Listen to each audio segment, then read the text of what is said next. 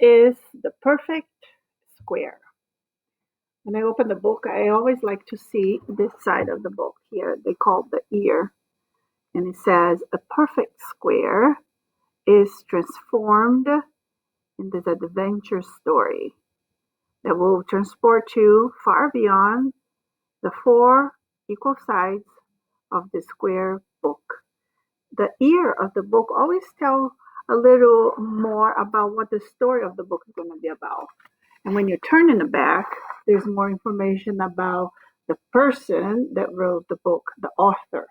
There's also information about the person who made the pictures in the book, which is the illustrator. So here we go.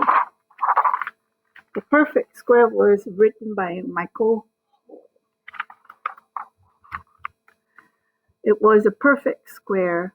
It had four matching corners and four equal sides.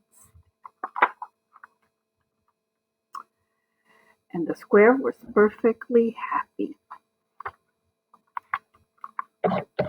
But on Monday, the square was cut into pieces and poked full of holes. It wasn't perfectly square anymore. So the square made itself into a fountain that babbled and giggled and clapped. Can you listen to the bubbles?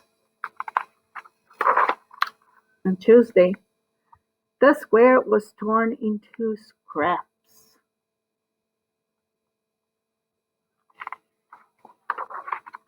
So it made itself into a garden. On Wednesday, the square was shredded into strips.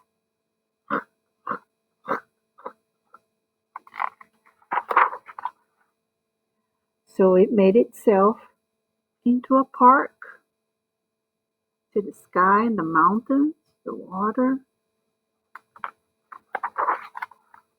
On Thursday, the square was shattered. Shatter means like when you break a glass window and it makes a hole and all the pieces come apart. So it made itself into a bridge. Okay. On Friday, the square was snipped into ribbons.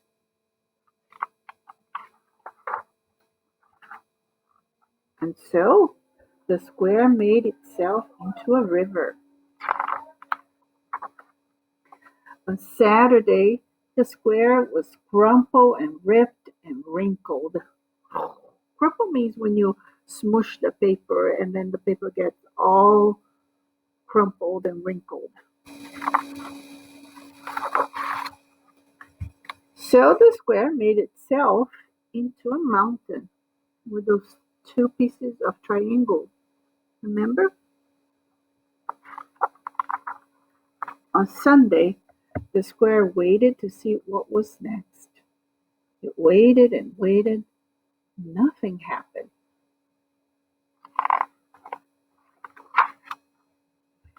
Its four equal sides were confining. Its four matching corners were rigid and cramped. Rigid means kind of frozen. So the square made itself into a happy window.